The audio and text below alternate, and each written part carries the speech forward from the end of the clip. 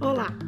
Hoje no Mundo Político, um balanço da COP27 e o futuro da política ambiental do Brasil. A importância da aprovação na conferência de um fundo de reparação de danos climáticos para países particularmente vulneráveis. A promessa reafirmada pelo presidente eleito de zerar o desmatamento da Amazônia e o que representa a volta de Lula à cena do debate ambiental. Eu vou conversar com o André Ferretti, ele é gerente de Economia da Biodiversidade da Fundação Boticário e membro da rede de especialistas em conservação da natureza. André, prazer ter você aqui, muito obrigada por atender o Mundo Político. Prazer, Vivian, muito obrigado. É sempre um prazer estar aqui com vocês. André, esse fundo de reparação, vamos começar por ele, porque ele parece que foi o grande acontecimento, segundo enfim, a repercussão que houve. Esse fundo de reparação dos países particularmente vulneráveis.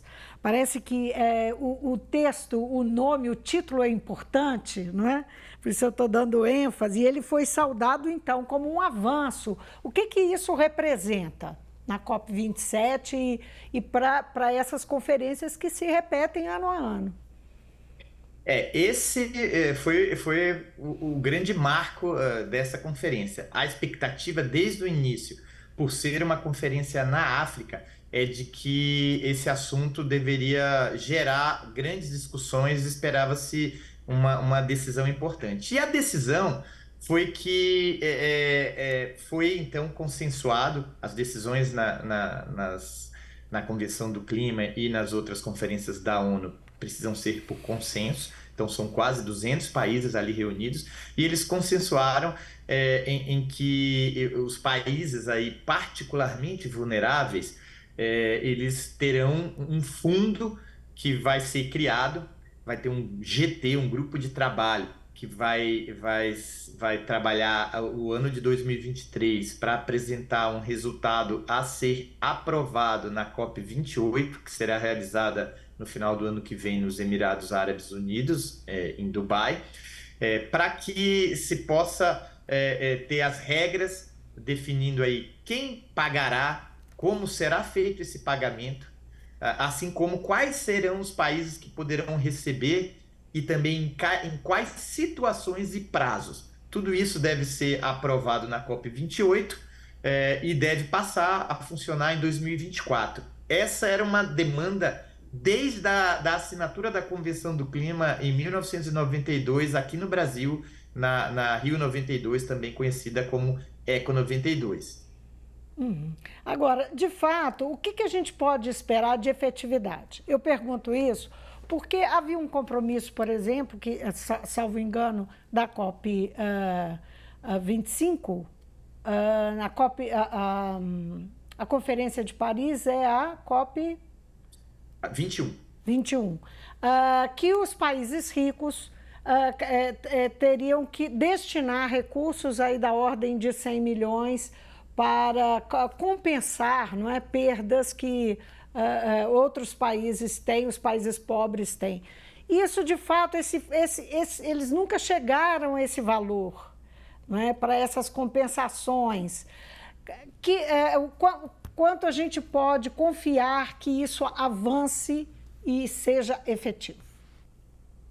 Olha, de fato, na assinatura do Acordo de Paris, na COP21, isso em 2015, havia também essa promessa de investimento de 100 bilhões de dólares por ano entre 2020 e 2025. A gente já está aí no final do ano de 2022 e a gente sabe que esse montante de recurso não foi viabilizado. Houve investimento? Houve, mas não se chegou a isso. E agora o sinal é de que esses investimentos, a partir de 2025, inclusive, sejam triplicados, e há essa menção, então, de criar um fundo e um fundo que vai destinar recursos para aquilo que vai acontecer nesses países mais pobres e vulneráveis, independentemente do que a gente conseguir avançar em relação a reduções de emissões de gases de efeito estufa e também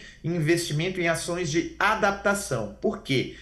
Porque para que os países, as comunidades, as populações do mundo inteiro, assim como os ecossistemas, sofram menos impactos, além da gente ter que reduzir emissões de gases de efeito estufa urgentemente, a gente sabe que são essenciais as medidas de adaptação a esses novos cenários climáticos. Agora, independente da gente fazer isso bem, a gente sabe que haverão perdas e danos e que principalmente os países aí que menos contribuíram para as emissões de gases de efeito estufa ao longo dos últimos séculos são os que sofrem mais consequências, porque têm menos condição de se preparar para as questões adversas que irão enfrentar. Então, a criação de um fundo, que é independente de ações de redução de emissões, independente de ações de adaptação, ele é uma demanda essencial desses países. O que não sabemos ainda é quanto e quem vai pagar e quanto vai pagar e como serão as regras para que os países impactados recebam. O que a gente sabe é que o termo que ficou na Convenção de Países Particularmente Vulneráveis é um termo que já vem desde da Convenção do Clima assinada aqui na Rio 92, que reconhece que os países que têm zonas costeiras mais baixas, áridas também, e semiáridas, ou também zonas sujeitas a inundações, secas, desertificação, e também aqueles países em desenvolvimento que têm ecossistemas montanhosos muito frágeis, que esses são os países que devem receber esses recursos, porque são ecossistemas que já são muito frágeis e que sofrem esses impactos. Ainda não se sabe se vai haver punição para países que não destinem esses recursos, mas o que se sabe é que a criação de um fundo é uma medida que garante que haverá alguém colocando recursos no fundo e haverá regras para que os países mais impactados possam receber esse dinheiro. De fato, garantia de valores a gente não tem, mas o mecanismo já é um passo importante nessa discussão que vem aí há 3 décadas. De alguma forma, o Brasil entra como um eventual beneficiário desse fundo? Não, né? Não, o Brasil não entra ali naquela característica principal que eles falam dos países particularmente vulneráveis. O Brasil, ele pode vir a, inclusive, ser chamado a ajudar, mas a pressão maior vai ser para que países desenvolvidos garantam esses recursos para esse fundo específico. O Brasil, assim como outros países, podem se beneficiar de outros mecanismos dentro da convenção, como o mercado de carbono, e podem também receber investimentos de outros países para ajudar a uma transição para uma economia de menor intensidade de carbono. Mas perdas e danos é algo muito específico para um grupo de países bem pobres e muito vulneráveis. Agora, Lula teve um lugar de destaque nessa COP, né? Ele foi convidado pelo Egito para ir participar, não é? E não era, ele é o presidente eleito, não é o presidente de fato, né?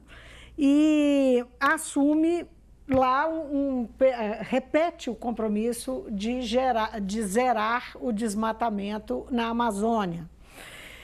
Ele fez também cobranças a países ricos. Como é que você viu o desempenho dele? Ele aparece na imprensa muito bem avaliado, mas qual que foi a sua percepção que estava lá do Lula no trânsito, não é, internacional e nessa discussão, no debate ambiental?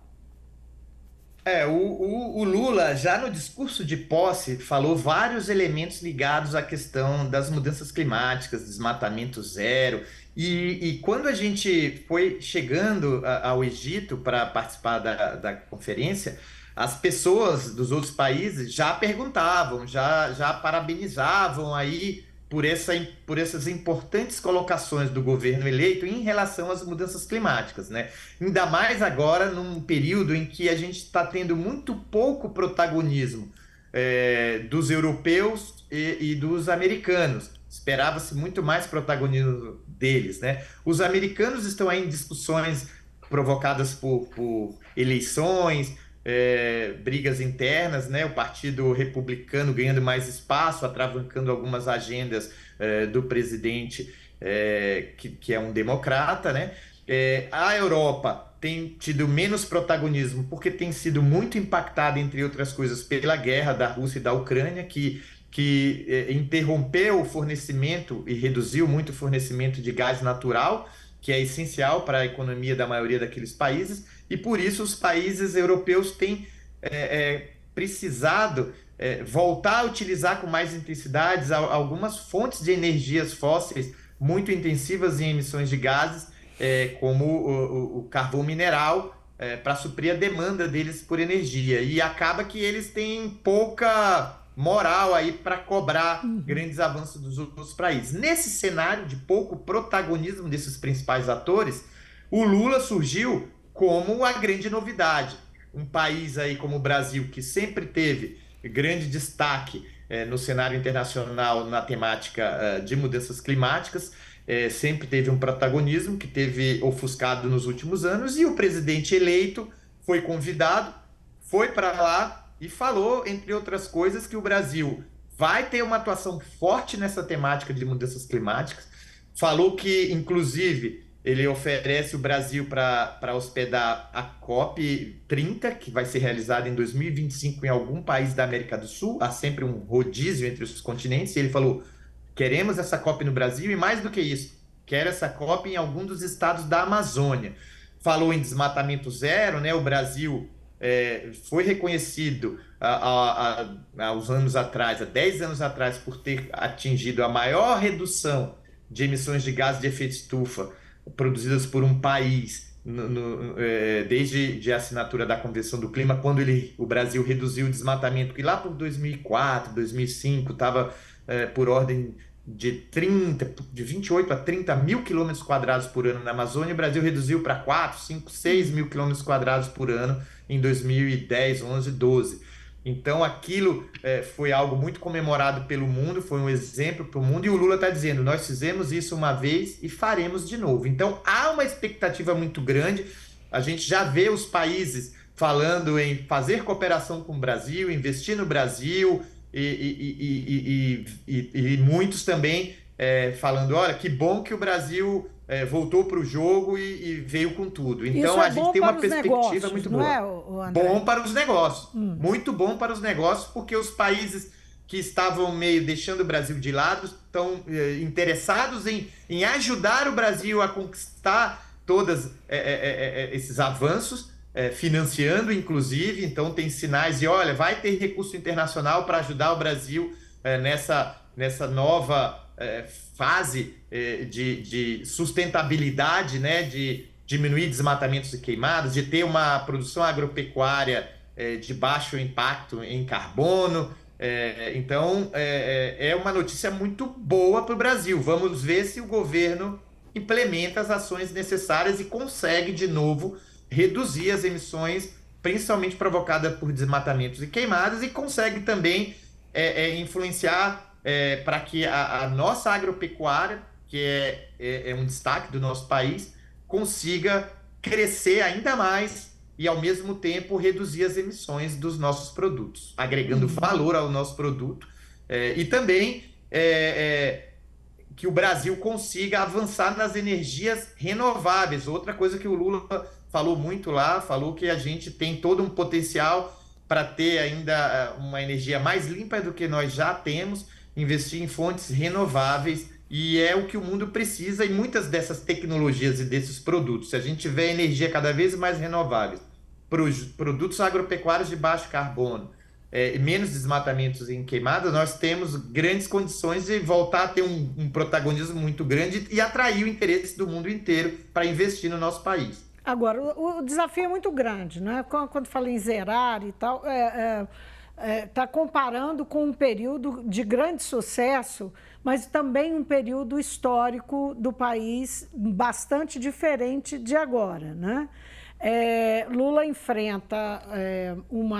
vai enfrentar, imagino, ao assumir, e esse é o prognóstico que está sendo feito, dadas as circunstâncias, ele vai enfrentar uma oposição persistente. ele ele vai contrariar interesses ao buscar essa redução drástica de desmatamento, inclusive do próprio agronegócio, não é? Que tem um avanço de fronteira, existe uma parte do agronegócio que busca um avanço de fronteira. Vai enfrentar bastante reação de setores que estiveram bastante à vontade, como madeireiros, como grileiros na Amazônia. Como é que você enxerga assim, a capacidade de, nessa circunstância, com uma oposição resistente no país e articulada, ele conseguir um resultado do tamanho que teve naquele período, né? O quanto o prestígio que ele tem internacional pode ajudá-lo nesse sentido também? De fato, ele vai precisar usar muito da sua habilidade para dialogar com todos os setores da sociedade, e o agronegócio é essencial nessa discussão. O Lula tem esse trunfo na mão dele, que é dizer, olha, os países querem apoiar, os mercados internacionais querem os nossos produtos limpos, e nós temos como fazer isso com a tecnologia que a gente tem. A gente sabe que o que ele tem falado, tem ouvido dele e de sua equipe, é que o Brasil tem tecnologia já desenvolvida pelos órgãos de pesquisa, né, desenvolvimento do país, tem recursos como, por exemplo, o financiamento público do próprio Plano Safra, que financia a nossa safra aí, com recursos acima de 250 bilhões de reais por ano à disposição. Dentro do Plano Safra tem o Plano ABC, que é o de agricultura de baixo carbono, que tende a crescer bastante. Então ele tem recurso para financiar uma agricultura mais sustentável, ele tem países aí dizendo que podem ajudar e querem investir, e mercados do mundo inteiro querendo produtos mais sustentáveis e menos intensivos em carbono. A parte do agronegócio que percebe essas vantagens e que busca os melhores mercados, eu acho que facilmente vai compreender e vai querer ir junto. Agora, a questão é discutir e convencer aquele setor do agronegócio que está mais preocupado em ampliar a área de produção, independente da tecnologia empregada, dos investimentos necessários, que quer simplesmente ampliar a qualquer custo. Esse setor, sim, essa parte do setor vai ser mais difícil. Mas eu acredito que o setor agropecuário sabe, na verdade, sabe muito bem que o Brasil tem um diferencial e tem uma oportunidade muito grande de aproveitar que outras questões políticas, geopolíticas e econômicas estão dificultando grandes competidores aí do Brasil, e o Brasil pode aproveitar para dinamizar ainda mais, para ampliar ainda mais a produção, desde que ela seja mais sustentável, atingindo aí os melhores mercados. Agora, André, os governadores da Amazônia Legal entregaram para Lula uma carta com propostas para o desenvolvimento sustentável da Amazônia, não é? Só o governador de Rondônia, Marcos Rocha, que é do União Brasil, não participou da entrega e não assinou a carta. Salvo engano, são 8 governadores. Que importância tem esse movimento, não é? Porque aí já é uma articulação política interna entre entes federados, que tem uma proposta. Isso mostra aí que a gente tem governadores de diferentes partidos, alguns partidos, né, até mesmo de oposição, ou não necessariamente ali dentro da base do governo, que estão dispostos a dialogar com o governo, estão interessados em discutir um novo modelo de desenvolvimento para a Amazônia, que está muito alinhado com o que o presidente eleito tem mencionado. Então, acho que a perspectiva é muito boa. Se a gente pensar aí alguns anos atrás, a situação era completamente outra. A gente estava falando, alguns anos atrás, do Brasil sair do Acordo de Paris, a gente teve um enfraquecimento de todo o sistema de governança ambiental do país, redução de investimentos na área de produção sustentável, e o Lula tem falado bastante que ele quer retomar tudo isso, os governadores estão interessados, então eu acho que a gente está num momento muito bom para discussão, então, de um modelo de desenvolvimento de sustentabilidade para a Amazônia. O Lula foi lá, foi convidado pelos governadores que entregaram essa carta e chamaram ele lá. A primeira fala do Lula foi justamente no pavilhão que foi criado lá pelos governadores dos estados da Amazônia Legal.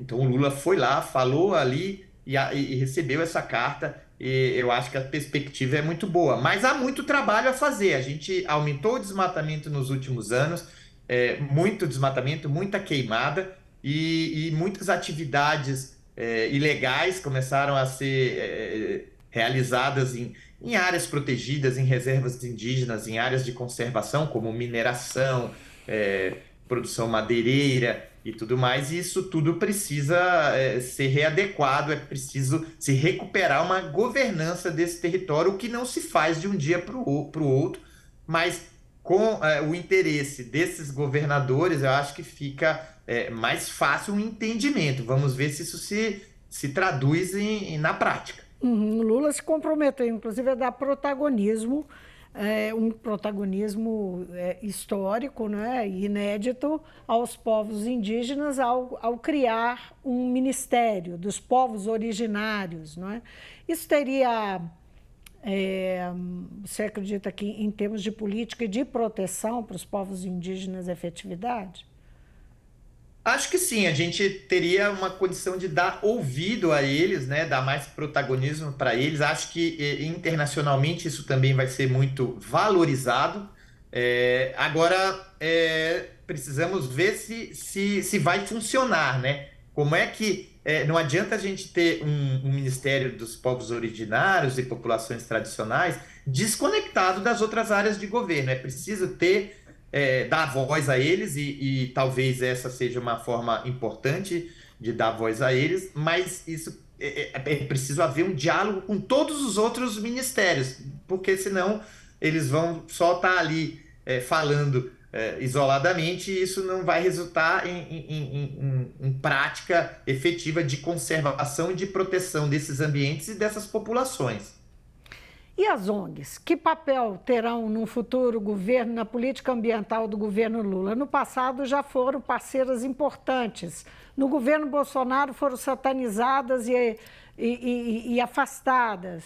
Como é que você enxerga o papel das ONGs?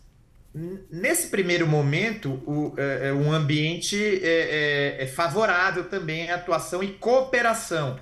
Muitas dessas ONGs têm ajudado o governo a ter uma melhor gestão, tanto através de ferramentas. A gente tem o exemplo de algumas ferramentas que foram criadas por organizações não governamentais no Brasil, que são exemplos para o mundo inteiro e têm sido utilizados tanto pelo governo quanto tem sido fonte de inspiração para o mundo. A exemplo do Sistema de Estimativa de Emissões de Gases de Efeito Estufa, o SEG, e o MAP Biomas, desenvolvido pela Rede Brasileira de Organizações Não Governamentais e Movimentos Sociais do Observatório do Clima. O Brasil, com essas ferramentas, consegue ter uma informação de qualidade, rápida e acessível, com dados de emissões de gases de efeito estufa em cada um dos cerca de 5.700 municípios do Brasil. Nenhum país do mundo tem esse tipo de informação. E são informações que são atualizadas ano a ano, então tem um delay de apenas um ano de informação com dados históricos desde os anos 70, 80. Então, é uma ferramenta de gestão importante que é disponibilizada gratuitamente para os gestores públicos, não só do governo federal, porque isso está organizado por município, mas também por estado e pelo país. E acho que essas parcerias tendem a se fortalecer novamente. Não significa que vai ser um mundo colorido aí, de todo mundo feliz trabalhando juntos. Eu acho que é um ambiente que permite o diálogo, e isso estava faltando. Então, esse ambiente está sendo muito favorável e isso tende a gerar bons frutos. Mas com certeza, as organizações não governamentais, assim como os movimentos sociais, os povos originários, independente de como esteja o governo, estarão atentos aí, monitorando oferecendo sugestões e dialogando. A principal novidade é a volta do diálogo, que é o que todos querem.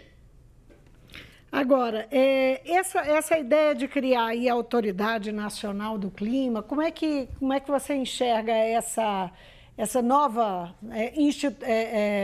instituição, não é, dentro da estrutura do governo e a eficácia que ela pode ter? Eu sei que outros países têm também. É algo interessante, não sabemos se isso ainda vai acontecer e como, se for anunciado de fato, como vai ser a governança, é uma questão importante aí de se ver, mas o modelo, em tese, ele é interessante por ser algo que estaria ligado ao presidente da República, como uma secretaria especial, conectando todos os outros ministérios.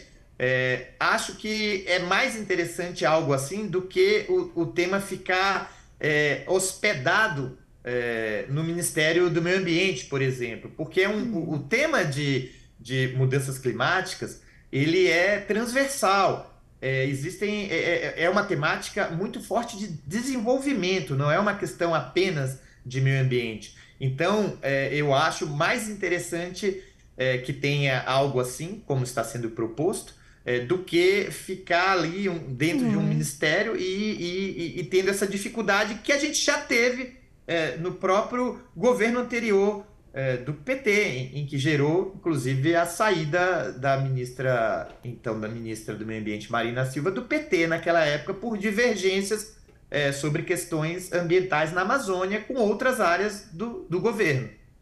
E clima, então, como você está lembrando, aí é uma questão de sobrevivência, diz respeito também a negócios, não é? Exatamente. Como é que as relações dos países vão se estabelecer. Então, ter uma figura focada nisso é fundamental.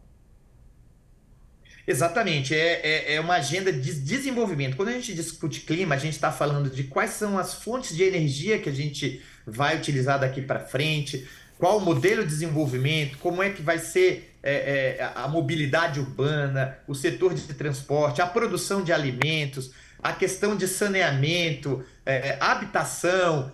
Todos esses temas estão intimamente ligados. Ciência e tecnologia, indústria. Então, é uma temática super relevante. O presidente eleito percebeu, né, ele nesses últimos anos, o crescimento dessa temática. Ele teve, o que a gente percebe é que ele tem uma compreensão maior hoje do que essa discussão, e ele sabe que ele pode, que o Brasil pode ter um protagonismo muito grande, como sempre pôde, e que se ele souber articular bem internamente e também externamente, ele pode estar levando o Brasil para um outro patamar. Esse pode ser e deve ser o grande diferencial do Brasil nas próximas décadas. Ele sabe disso, o mundo precisa e quer que tenha alguém protagonizando nisso. O Brasil, historicamente, sempre foi valorizado e reconhecido como um protagonista. Teve aí, na discussão de clima e meio ambiente,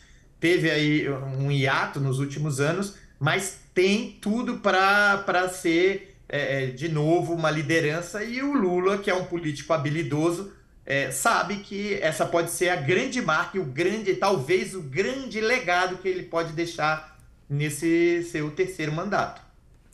André, foi um prazer falar com você. Muito obrigada por essa conversa, essa contribuição. Você que esteve lá, né, voltou do Egito agora e acompanhou de perto a COP, tem um olhar habilitado para toda essa discussão. Obrigada por contribuir aqui. Muito obrigado também pelo espaço para a discussão de um tema tão importante. Estamos sempre à disposição. Muito obrigado. Eu conversei com o André Ferretti, ele é gerente de economia da biodiversidade da Fundação Boticário e membro da rede de especialistas em conservação da natureza. Nós falamos sobre a COP27, o papel de Lula e o anunciado redirecionamento da política ambiental brasileira. Eu fico por aqui, obrigada pela sua companhia e até o próximo programa.